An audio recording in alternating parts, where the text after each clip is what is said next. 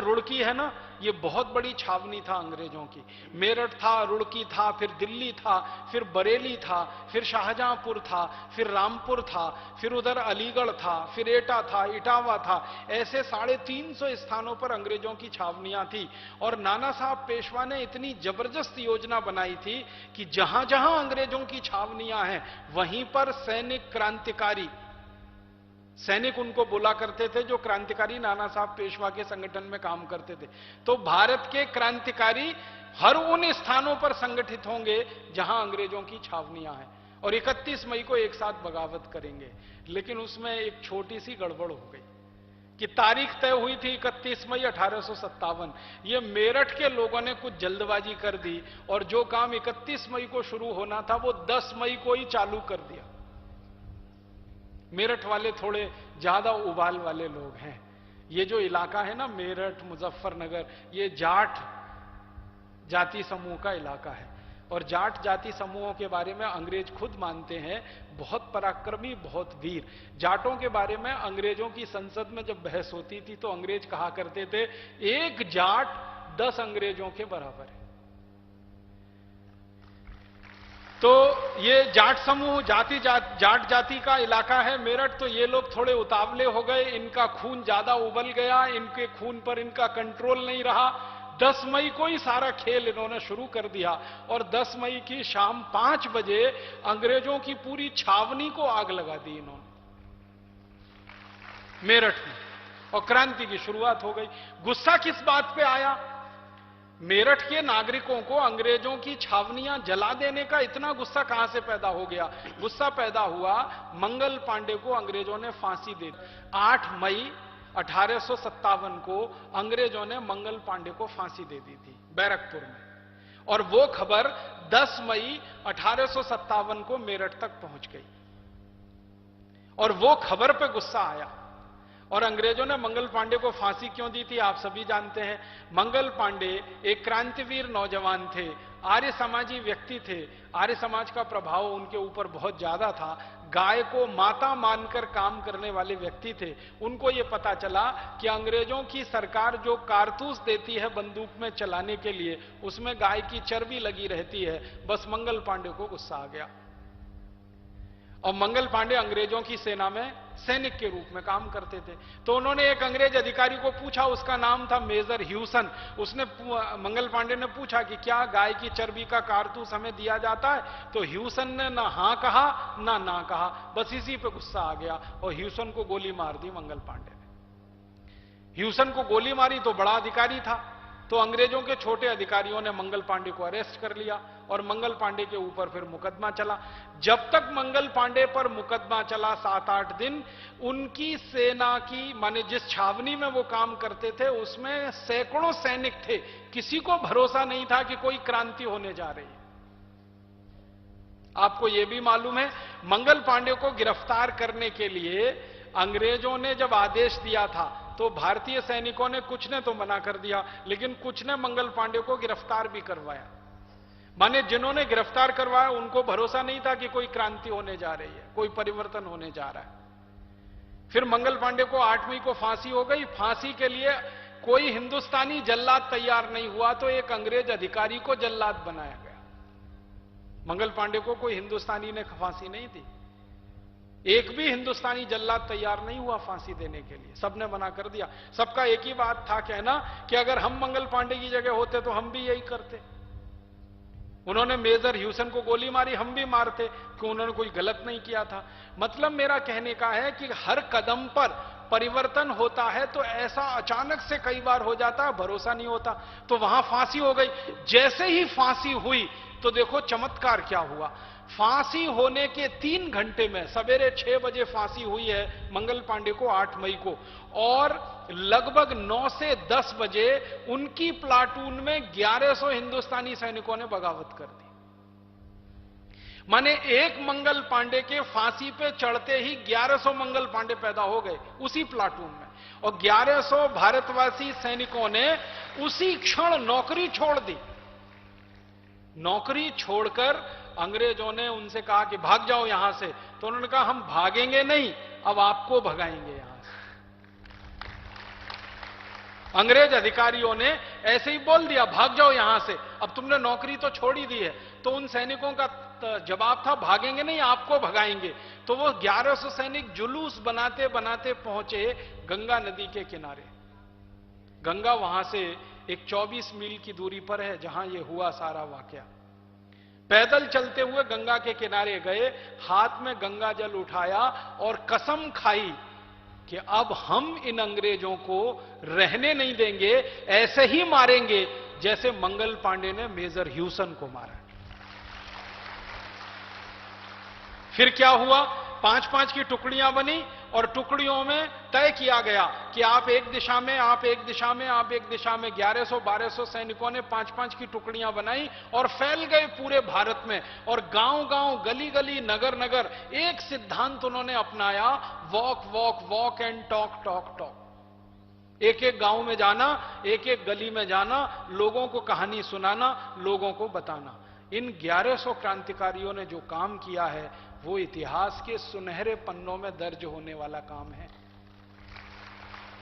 आपको मालूम है, उस जमाने में टेलीफोन नहीं था, उस जमाने में वायरलेस नहीं था, उस जमाने में टेलीविजन नहीं था, उस जमाने में रेडियो नहीं था, उस जमाने में तो ये माइक्रोफोन नहीं था।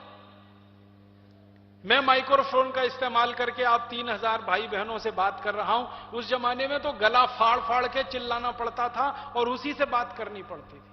मोटर कार नहीं थी, हवाई जहाज नहीं था, रेल नहीं थी, आने जाने के साधन नहीं थे। या तो बैलगाड़ी पर चलो, या घोड़े गाड़ी पर चलो, या ऊंट गाड़ी पर चलो, या पैदल चलो, साधन कोई नहीं थे। तब ये 1100 क्रांतिकारी बैरकपुर से निकले और गांव-गांव फैल गए। इन्होंने जो मशाल जलाई, उनमें से क्रांतिकारियों की बातें सुन सुनकर लोगों में गुस्सा पैदा हुआ। मेरठ में ये जानकारी जब पहुंची, 2 दिन के अंदर ये जानकारी मेरठ तक पहुंच गई, तो मेरठ वालों में जरा जल्दी उबाल आ गया। वैसे तो 31 मई तय हुई थी, लेकिन 10 मई को ही क्रांति की शुरुआत कर दी और 1 दिन और आधा दिन, माने 1.5 दिन में पूरा मेरठ आजाद हो गया अंग्रेजों की गुलामी से। आप कल्पना कर सकते हैं, हजारों अंग्रेजों का मेरठ के नागरिकों ने कत्लेआम कर दिया। 1-2 नहीं, हजारों का। अंग्रेज अधिकारी जो पुरुष होते थे, उनको जिस आदमी को मिला उसी ने मारा। मेरठ के किसी एक नागरिक के हाथ में छोटा सा छुरा है, उसी को भोंक के अंग्रेज को मार दिया। महिलाओं के हाथ में वो होती थी, हंसिया कहते हैं, जिससे आप फसल काट दें, हंसियों से गले काटे अंग्रेज अधिकारी। लोग निकल पड़े सड़कों पर हंसिया लेकर, फावड़ा लेकर, कुल्हाड़ी लेकर, छुआ, अपने अपने जो भी हथियार थे, एक बेलचा होता है सड़क खोदने का, ले लेके निकले। जो अंग्रेज मिला उसी को खत्म किया। लेकिन एक बात उन सब क्रांतिकारियों की तारीफ में कहनी पड़ेगी कि एक भी अंग्रेज अधिकारी की पत्नी को, बेटी को, मां को, बहन को उन्होंने छुआ भी नहीं। एक भी अंग्रेज अधिकारी की मां, बहन, बेटी को हाथ नहीं लगाया। जो अंग्रेज अधिकारियों की मां, बहन, बेटियां होती थी, उनको बाइज्जत घोड़ा गाड़ी में बिठाकर दिल्ली रवाना किया और दिल्ली से फिर उनको दूसरे स्थानों पर रवाना करके लंदन भेज दिया। और आपको सुनकर हैरानी होगी कि कई अंग्रेज अधिकारी मारे गए तो उनकी पत्नियां रोते हुए कहती थी कि हमारे पास तो वापस जाने के लिए पैसे नहीं है, लंदन कैसे जाएंगे, किराए का पैसा नहीं है। तो मेरठ के नागरिकों ने चंदा इकट्ठा करके उन धर्मपत्नियों को लंदन पहुंचाने की व्यवस्था की। माने क्रांति भी की तो पूरे आदर्श के साथ। हमारा आदर्श क्या है? माताओं को, बहनों को छेड़ना नहीं, छूना नहीं, वो मेरी हो या किसी दूसरे की हो। हमारे भारत ने युद्ध के भी नियम बनाए हैं। दुनिया में ये अद्भुत देश है जो युद्ध लड़ने के भी नियम बनाता है। आपको मालूम है, दुनिया में एक कहावत चलती है, बहुत खराब कहावत है लेकिन चलती है, अंग्रेजों की दी गई कहावत है, everything is fair in war and love.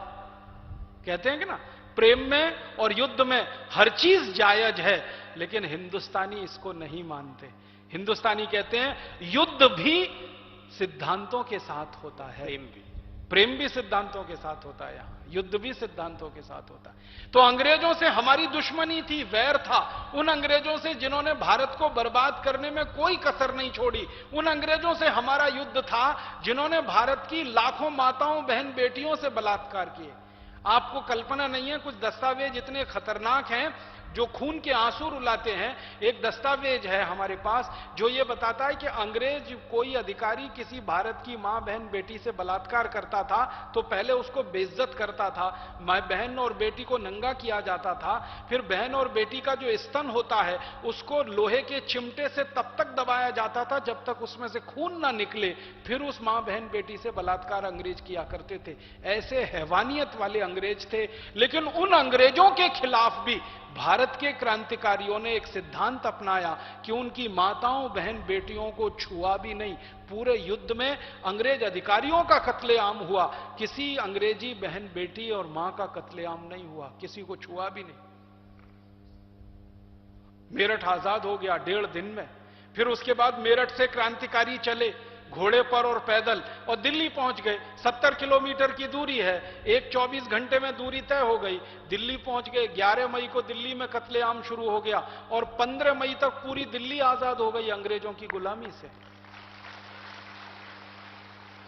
फिर दिल्ली से निकले क्रांतिकारियों की एक टीम और बरेली गई, एक शाहजहांपुर निकली, एक अलीगढ़ की तरफ निकली, अलीगढ़ एटा इटावा होते हुए कानपुर में, ये सब, फिर एक बरेली शाहजहांपुर होते हुए, ऐसी टुकड़ियां बंटती गईं। और मात्र 3 महीने में, मई का पूरा महीना, जून का पूरा महीना, जुलाई का पूरा महीना, लगभग अगस्त का आधा महीना और बहुत अधिक तो 4 महीने मान लो, 1 सितंबर 1857 तक हिंदुस्तान की 350 छावनियां जो अंग्रेजों की गुलाम थी वो पूरी तरह से आजाद हो गई। इस पूरी कहानी में जो सबसे महत्व की बात रेखांकित करने की है वो एक कि भारत में 1850 तक किसी हिंदुस्तानी को कल्पना नहीं थी कि यह देश आजाद हो जाएगा, अंग्रेज चले जाएंगे, अंग्रेज मारे जाएंगे, कोई इतनी बड़ी बगावत कभी हो सकती है, इतना बड़ा संगठन खड़ा हो सकता है। आपको कल्पना है 350 छावनियों में जब लड़ाई हुई होगी तो कितने हिंदुस्तानियों ने भाग लिया? मैं ये एक आंकड़े के लिए 18 साल काम करता रहा कि कुल कितने हिंदुस्तानियों ने 1857 की लड़ाई में भाग लिया। एक इतिहासकार कहते हैं लाखों में, कोई इतिहासकार कहते हैं करोड़ों में, कोई इतिहासकार कुछ, कोई इतिहासकार। एग्जैक्ट संख्या मुझे लगती थी कि पता होनी चाहिए। 18 साल लगे हुए। मेरे गुरु थे प्रोफेसर धर्मपाल, इतिहास के बहुत बड़े जानकार, उनकी मदद से और उनके कुछ साथियों की मदद से पता चला 4 करोड़ 20 लाख से ज्यादा भारतवासियों ने अंग्रेजों के सामने आमने सामने का युद्ध किया। 1857 350 स्थानों पर युद्ध हुआ, हजारों लाखें तलवारें इस्तेमाल हुई, बंदूकें इस्तेमाल हुई, गोला बारूद इस्तेमाल हुआ। तो आप जरा दूसरे तरफ से कल्पना करिए कि कितना बड़ा यह संग्राम रहा होगा। 350 स्थानों पर 4 करोड़ 20 लाख हिंदुस्तानी लड़ रहे हैं अंग्रेजों से, बंदूकें और तलवारें। एक एक तलवार अगर एक एक हिंदुस्तानी के हाथ में रही हो तो 4 करोड़ 20 लाख तलवारें रही होंगी। इतनी तलवारें बनाई किसने और इतना लोहा और स्टील आया कहां से? फिर यह खोजने के लिए जब निकला मैं तो पता चला अपने देश में एक बंजारा जाति समूह है। आप समझते हैं बंजारा? ये सड़क के किनारे जो अपनी गाड़ी लगा के रहना शुरू कर देते हैं, घर नहीं बनाते कभी। लोहार वो कारीगरी में लोहार हैं और जाति में बंजारा कहलाते हैं। ये अपना घर नहीं बनाते। क्यों? वो कहते हैं कि हमारे राजा ने कभी अपना घर नहीं बनाया तो हम क्यों बनाएं। और वो अपना राजा किसको मानते हैं? महाराणा प्रताप को। महाराणा प्रताप के वंशज मानते हैं अपने को। वो कोई छोटे लोग नहीं है, छोटी जाति नहीं है, बहुत ऊंची जाति है। हमारे देश में कोई जाति छोटी जाति नहीं है, सब ऊंची जातियां हैं। तो वो कहते हैं हम तो महाराणा प्रताप के वंशज हैं, हमारे राजा ने घर नहीं बनाया, घास की रोटियां खाई, गांव गांव गली गली उसने छावनियां तैयार की, हम कैसे घर बना सकते हैं। तो ये बंजारा जाति के लोग जो हर बड़े शहर में गांव के बाहर, आप देखेंगे अक्सर किसी भी शहर में जब आप घुसेंगे तो शहर के बाहर इनके आपको वो एक केंद्र स्थान नजर आएंगे। 1-2 गाड़ी खड़ी होगी, वहां पर बच्चे खेलते होंगे, वहीं पर उनकी एक भट्टी होगी जिसमें लोहा गलाते हैं। ये बंजारा समाज को बहुत बड़ी महारत हासिल है लोहा गलाने की। लोहा गलाना समझते हैं? कच्चा लोहा, उसको स्टील बनाना, फौलाद बनाना, तो ये आग की मदद से होता है। तो लोहा गलाकर स्टील बना के तलवार देने का काम ये बंजारा जाति के लोगों ने किया था भारत के 4 करोड़ 20 लाख क्रांतिकारियों को। बंदूकें बनी तो बंदूकों की आगे की नाल तो लोहे की है, पीछे का लकड़ी का है। तो लोहारों ने काम किया नाल बनाने का, और लकड़ी का काम करने वालों ने बट बनाई उसकी। तो लाखों वो लोग कारीगर थे। कितने करोड़ मीट्रिक टन लोहा गला होगा, मैं यही सोचकर रोमांचित हो जाता हूं 1857 में। आज तो हम लाखों मीट्रिक टन लोहा बनाते हैं इस देश में, 1857 में लाखों मीट्रिक टन लोहा गलाया गया होगा। तब भाले बने होंगे, तब तलवारें बनी होंगी, तब बर्छी बनी होंगी, तब कृपाण बनी होंगी, तब छुरे बने होंगे, हैसिये बने होंगे, और फिर अंत में बंदूकों की नाल बनी होगी। माने क्या है, पूरा समाज इस क्रांति में शामिल था। और दस्तावेज बताते हैं कि गोला बारूद बनाने का काम स्त्रियां करती थी। कानपुर में बहुत बड़ा केंद्र था, और आपको सुनकर यह बात गर्व होना चाहिए कि कानपुर में गोला बारूद बनाने का जो सबसे बड़ा केंद्र था, जहां से गोला बारूद बनाकर नाना साहब पेशवा को, तात्या टोपे को दिया जाता था, जहां से गोला बारूद बनाकर झांसी रानी लक्ष्मीबाई को सप्लाई किया जाता था, वो केंद्र को चलाने वाली एक महिला थी, एक मां थी, एक बेटी थी। और वो महिला ऐसी थी जो अपने शरीर से वेश्यावृत्ति का काम करती थी, लेकिन उस कार्य से जितने पैसे उसको मिलते थे वो सब क्रांतिकारियों के गोला बारूद बनाने के लिए उपयोग किया करते। माने आप कल्पना करो, इस देश की क्रांति के लिए, इस देश की आजादी के लिए, इस देश के प्रथम स्वाधीनता संग्राम के लिए वैश्याओं ने अपना शरीर बेचकर पैसा कमाया है और इस देश की क्रांति में लगाया है। कितना पवित्र रहा होगा वो पैसा। वो केंद्र चलाती थी, और ऐसे सैकड़ों केंद्र कानपुर में थे। उनकी वो हेड थी। एक केंद्र से दूसरे केंद्र को कच्चा माल पहुंचाना, और दूसरे केंद्र से तीसरे को कच्चा माल पहुंचाना।